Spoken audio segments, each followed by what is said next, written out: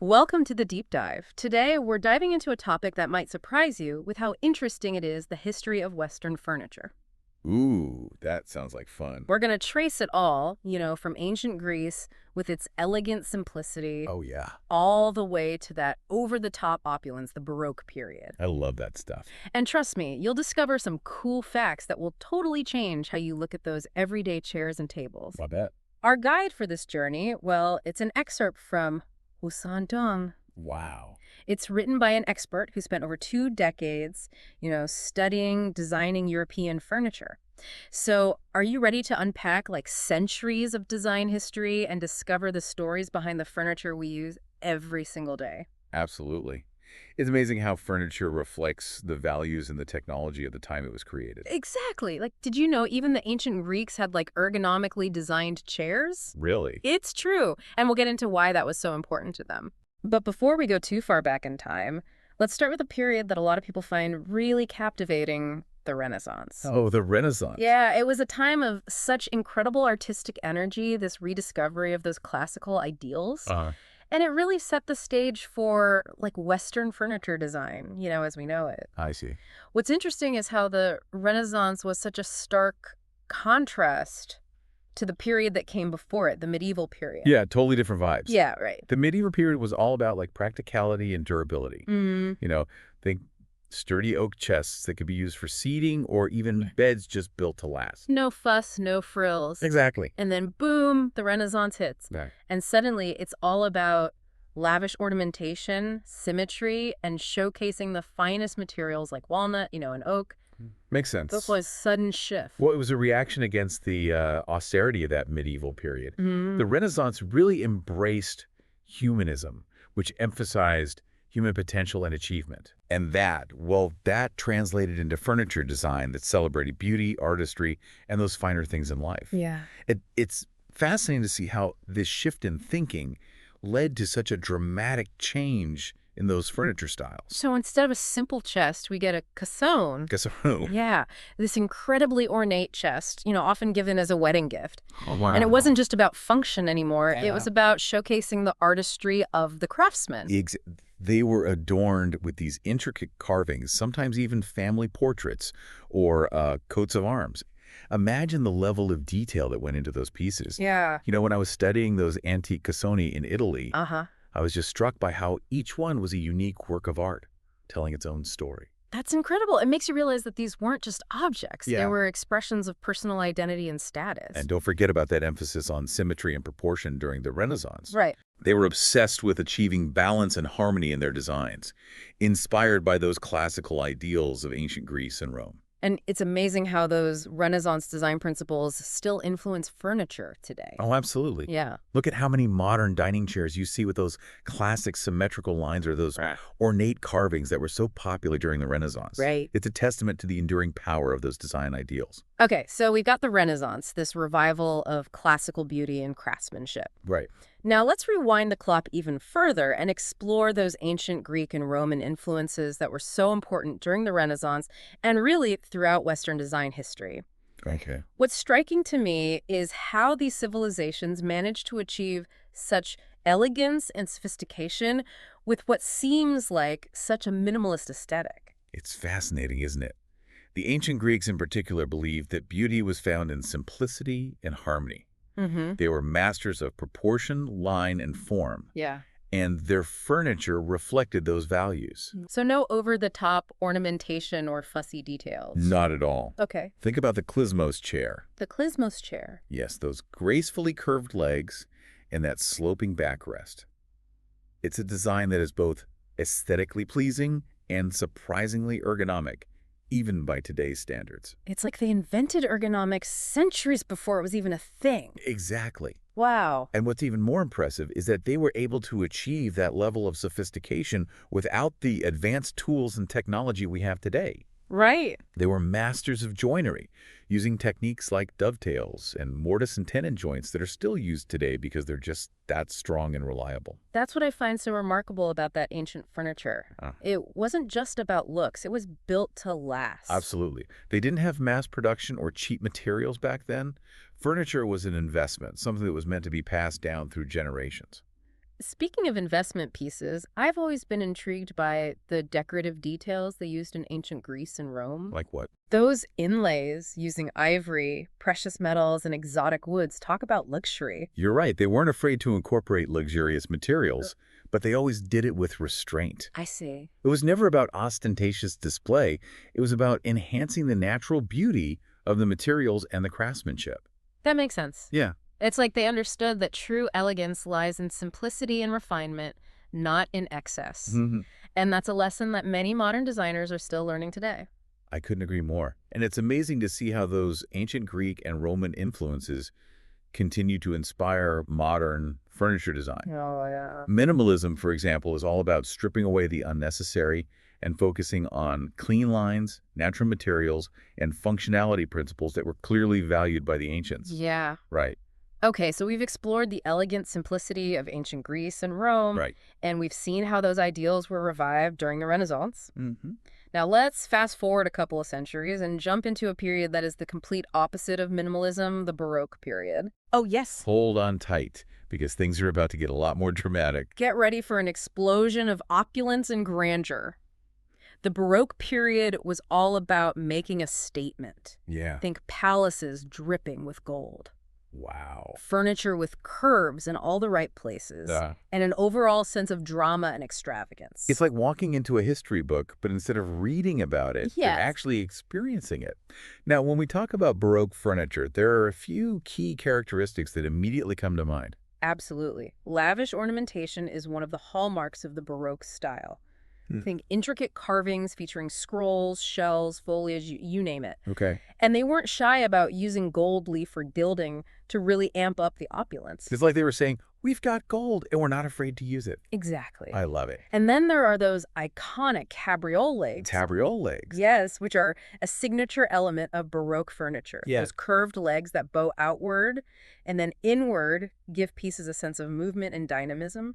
It's like the furniture itself is dancing. And don't forget about the emphasis on contrast. Okay. The Baroque designers were masters of using light and shadow to create a sense of depth and drama in their pieces. I see. They would carve these incredibly intricate details that would cast shadows and create a play of light on the surface of the furniture. It's like each piece is telling a story through its shadows and curves. You know, I think the Baroque designers were really influenced by the theatricality of the time. Uh-huh. They were trying to evoke a sense of emotion and awe in their work, just like a great play or opera. And it's amazing to see how that Baroque sense of drama and opulence still influences the luxury furniture market today. People are still drawn to those ornate details and that over-the-top aesthetic, even if it's just a touch of Baroque inspiration in a more modern piece. There's something timeless about that sense of grandeur and luxury that the Baroque period embodies, Mm-hmm. and you can definitely see its influence in high-end furniture showrooms today. Okay, so we've traveled from the minimalist elegance of ancient Greece and Rome to the opulent extravagance of the Baroque period. Right. Now, let's take a step back in time and explore a period that is often overlooked, but is actually quite fascinating, the medieval period. Oh, the medieval period. Yeah. Interesting. Think knights, castles, and furniture that was built to withstand a siege. It's definitely a departure from the ornate excess of the Baroque, but it's a period that has its own unique charm and design principles. And I think it's a style that's actually having a bit of a resurgence in popularity these days, Oh, great. especially with the rise of rustic and farmhouse chic. You're right. Yeah. People are drawn to the simplicity, the honesty, and the durability of medieval furniture. Mm-hmm. It's a style that speaks to a simpler time, a time before mass production and disposable furniture. So let's talk about what makes medieval furniture so distinct. Okay. What are some of the key characteristics we should look for? Well, the first thing that comes to mind is the sturdy construction. Medieval furniture was built to last, using thick timbers of oak or walnut.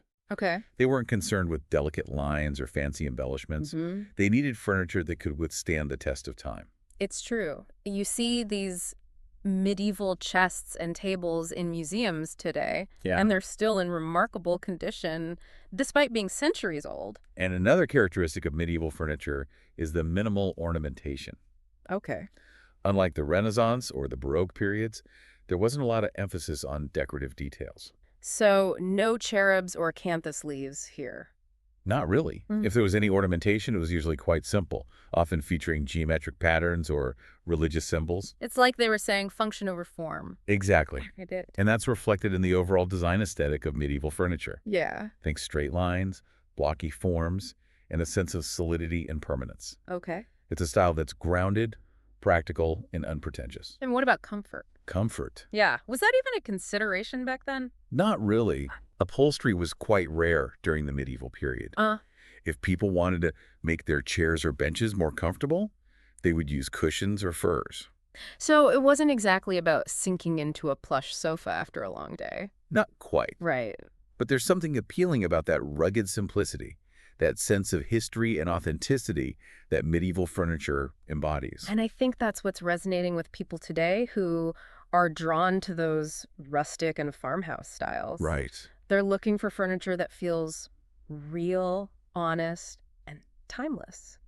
You know, one of the things that I find fascinating about the medieval period is how resourceful they were with their materials. Oh, yeah. They didn't have access to the vast array of materials that we have today. Right. So they had to make do with what they had. Hmm. And they did it with incredible ingenuity. I'm thinking about those massive chests they used for storage. Oh, yeah, the chest. They were like the ultimate multifunctional furniture piece, storage, seating, and sometimes even a bed. Right. It's like the original Murphy bed. Exactly.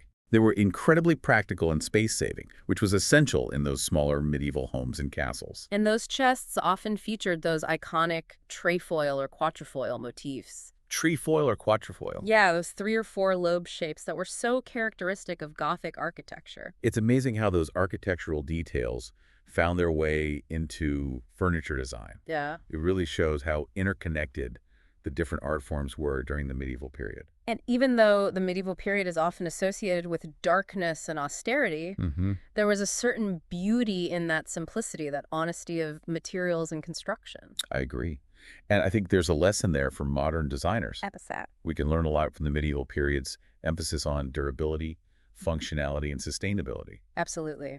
Okay, so we've journeyed from the minimalist elegance of ancient Greece and Rome to the opulent drama of the Baroque period and the sturdy simplicity of the medieval era. It's quite a journey. Now, get ready to step into the 18th century, a period of incredible stylistic diversity and innovation in furniture design. Okay.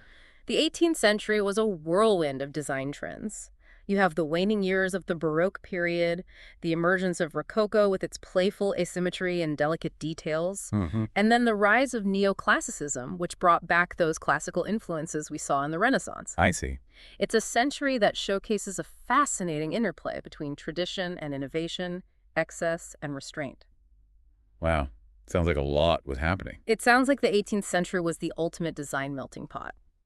Let's start by diving into Rococo, which seems like the most whimsical and lighthearted of the 18th century styles. Oh, Rococo. Yeah. Rococo was all about embracing a sense of playfulness and lightness in design. Oh. Think delicate curves, asymmetrical compositions, and motifs inspired by nature. Like what? Shells, flowers, and foliage. It's like the furniture itself is smiling? Yeah. What kind of furniture pieces really embodied that Rococo aesthetic? Well, one of the most iconic pieces of Rococo furniture is the Louis V Bergère chair. Louis V Bergère chair. Yeah, it's an upholstered armchair. Okay. It's known for its incredible comfort and that gracefully curved frame. Yeah, I see. It's the kind of chair you just want to sink into and never get up from. Sounds like my kind of chair. Right. And what about the colors and materials used in Rococo furniture? Well, they tended to favor lighter, more delicate colors, Oh, like pastels and soft blues and greens. Mm-hmm. And they used luxurious fabrics like silk and velvet to create a sense of opulence and refinement. So it was still about luxury. Yeah. But in a more understated, whimsical way. Exactly. I get it. It's a very feminine aesthetic, which is reflected in the delicate details and the overall sense of lightness and grace. Now, how did neoclassicism emerge from this Rococo world of curves and pastels? Neoclassicism. Yeah, it seems like a pretty stark contrast. It was definitely a reaction against the perceived frivolity of the Rococo style. Neoclassicism marked a return to order, balance, and those classical ideals that were so important during the Renaissance. So we're back to symmetry, straight lines, and those classic Greek and Roman motifs. You got it. And one of the most iconic pieces of neoclassical furniture is the Louis VI chair. Oh, the Louis VI chair. It features straight, fluted legs, Oh, a medallion or rectangular back, and minimal carving that often referenced Greek and Roman architecture. it's interesting how those classical influences keep popping up throughout furniture history, isn't it? It is. It's like a thread that connects these different periods and styles. Absolutely. And it shows how much those ancient ideals of beauty and proportion continue to influence design even centuries later. Now, besides those iconic chairs, what other furniture pieces were popular during the 18th century? Well, writing desks became increasingly popular Oh, writing desks. as literacy rates rose, Yeah. and they were often beautifully crafted, featuring intricate inlays and elegant hardware. I can just imagine those elegant ladies and gentlemen penning their letters and keeping their diaries at those beautiful desks. And then there were the commodes, these small chest of drawers. Commodes. Yeah, they were used for storing clothes and other personal belongings. I've seen those in museums. Right, yeah. They were often adorned with those incredible marquetry designs, those intricate patterns created using different types of wood. Marquetry. It's like a puzzle made out of wood. Exactly. Wow. Marquetry was a very popular decorative technique during the 18th century. Mm-hmm. It allowed craftsmen to create these incredibly detailed and beautiful designs that really showcase their skill and artistry. And it's amazing to think that all of this intricate work was done by hand without the aid of modern tools and technology. It's a testament to their craftsmanship and their dedication to their art. Yeah. And it's something that I think we can learn from today as we try to rediscover the value of handmade, quality furniture. So well said. The 18th century really was a fascinating period in furniture history, wasn't it? It's amazing to see how those different styles coexisted and influenced each other. Absolutely. And it's a great reminder that design is always evolving, always responding to the changing tastes and values of society. And I think that's what makes the study of furniture history so intriguing. It's not just about admiring beautiful objects. Right. It's about understanding how those objects reflect the culture, the technology, and the aspirations of the people who created and used them. I couldn't agree more. Yeah. It's a window into the past, a way to connect with the people who came before us and appreciate their creativity and ingenuity. Well, I think we've covered a lot of ground today, from the ancient Greeks to the 18th century. We have. It's been an incredible journey through time, but we're not done yet. Oh. In our next segment, we're going to delve deeper into how these historical styles continue to influence furniture design today. Sounds good. I'm looking forward to it. Me too. Stay tuned for part 2 of our deep dive into the fascinating world of furniture history. Welcome back to the deep dive.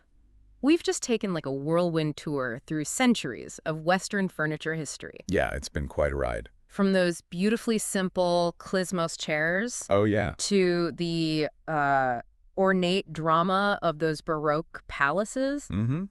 Now, you might be wondering, Yeah. how does all this historical furniture knowledge apply to me?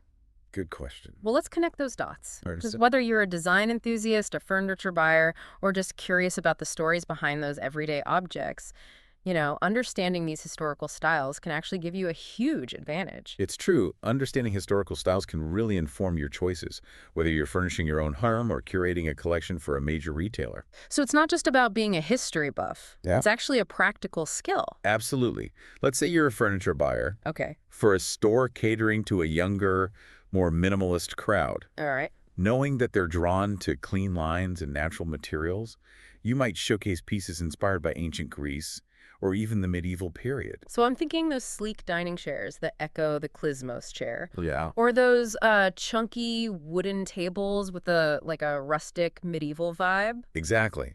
You're tapping into those timeless design principles that still resonate with people today. I see. Now, let's say you're working with a client who loves that luxurious traditional aesthetic. Okay. You might incorporate pieces with Baroque or Rococo influences, perhaps even featuring a statement piece like a Louis XV Bergère chair. Ooh, now that's a chair fit for royalty. Right. But what about those clients who fall somewhere in between? Oh, I see what you mean. Who appreciate like a blend of modern and traditional elements? That's where the 18th century shines. It was a time of stylistic transition, blending the ornate details of Rococo with the cleaner lines of neoclassicism. Oh, okay. Imagine a chair with cabriole legs, but a more streamlined silhouette, or a table with a classic pedestal base, but a modern glass top. It's like having the best of both worlds. And this knowledge can be so helpful even for those of us just trying to decorate our own Ah, homes. for sure. I'm starting to realize that my love of like rustic farmhouse decor has deep roots in the medieval period. It makes sense. Those chunky wooden tables, minimal ornamentation, and raw finishes all have a strong medieval lineage. Hmm. And it's fascinating how those design elements have been reinterpreted for modern tastes. It's like we're all part of this long lineage of furniture design, whether we realize it or not. We are. Now, I know you spent years studying historical furniture styles and incorporating those influences into your own designs at ASKT. I have. What's one key takeaway you've learned from immersing yourself in the past? It's the importance of quality craftsmanship. Okay. When you look at furniture from previous centuries, especially before the age of mass production, Yeah. you see this incredible attention to detail. Mm-hmm. Those ancient joinery techniques, the hand-carved details, Yeah. they were built to last. It's like they poured their heart and soul into each piece. And that's something we strive for at ASKT. What's that? We combine those traditional craftsmanship values with modern technology. Okay. We use advanced welding processes and CNC machinery. Yeah. But we never lose sight of that human touch, that dedication to quality. So it's about finding that sweet spot between honoring the past and embracing the future. Exactly. And you mentioned sustainability earlier. Right. That's another area where we can learn from the past. Mm-hmm. Those medieval oak chests have survived for centuries Mm-hmm. because they were made with durable materials and meticulous craftsmanship. It makes you think twice about buying that cheap, disposable furniture that's likely to end up in a landfill in a few years, doesn't it? It definitely does. At ASKT, we're committed to sustainable practices. Like what? We use responsibly sourced materials. Okay. And we've even switched to honeycomb paper protection in our packaging to reduce plastic waste.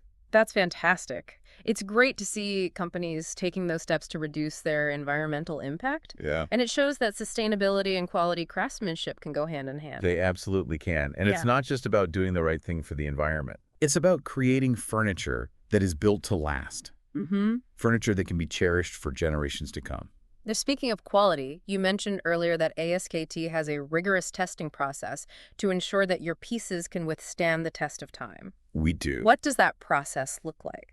We have a team of 11 dedicated quality inspection personnel who meticulously check each piece before it leaves the factory. Okay, We use video recording for complete transparency, documenting every step of the process. I see. We want our clients to be confident that they're investing in furniture that is built to the highest standards. It's like you're bringing that meticulous craftsmanship of the past into the modern world. Mm-hmm.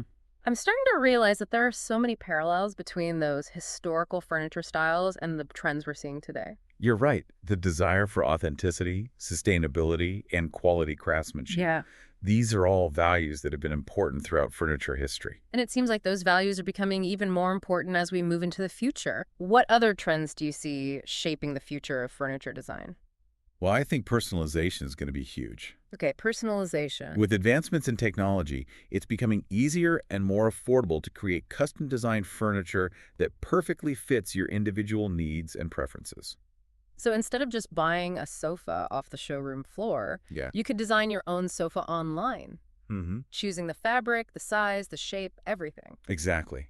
And you could even incorporate smart technology into the design, like built-in charging stations or adjustable lighting. The possibilities are endless. That's so cool. It's like the future of furniture is all about empowering the individual and giving them more control over their space. And I think that ties in nicely with what we've been talking about today. How so? How furniture is an expression of our individual tastes, our cultural values, and our evolving relationship with technology. I couldn't agree more. And it's amazing to see how those historical influences continue to shape the way we live and design our spaces today. It's true.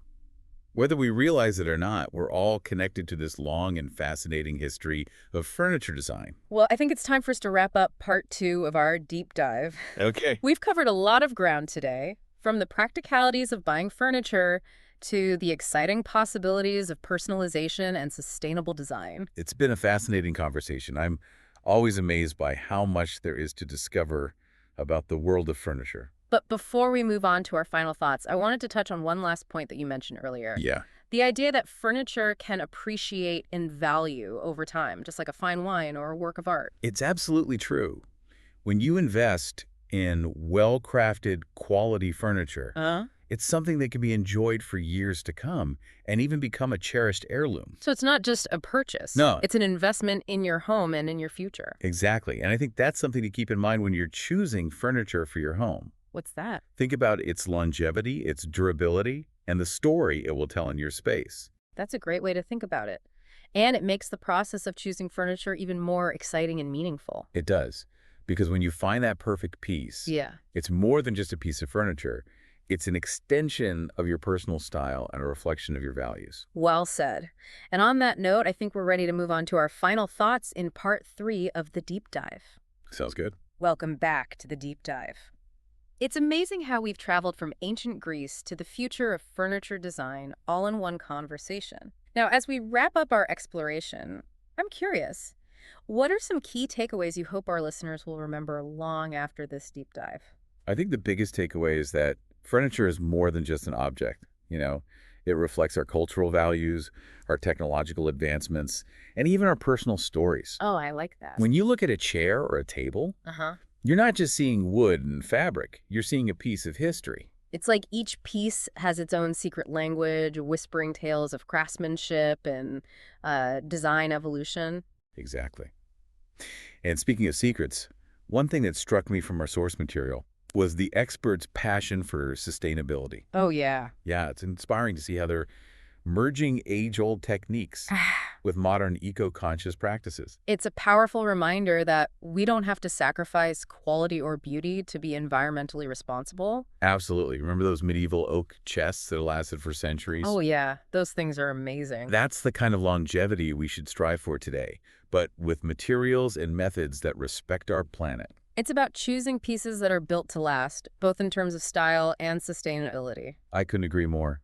And I think that leads us to another important point, the value of understanding historical furniture styles. Okay. It's not just about being a design snob. It's about having the knowledge to create a truly personalized and meaningful space. So knowing the difference between Rococo and Neoclassicism can actually help you decorate your living room. It absolutely can. Wow. Imagine you're trying to create a cozy reading nook. Knowing that the 18th century Bergère chair was designed for comfort and elegance, you might seek out a modern interpretation that captures that same feeling. It's like having a secret decoder ring for furniture design.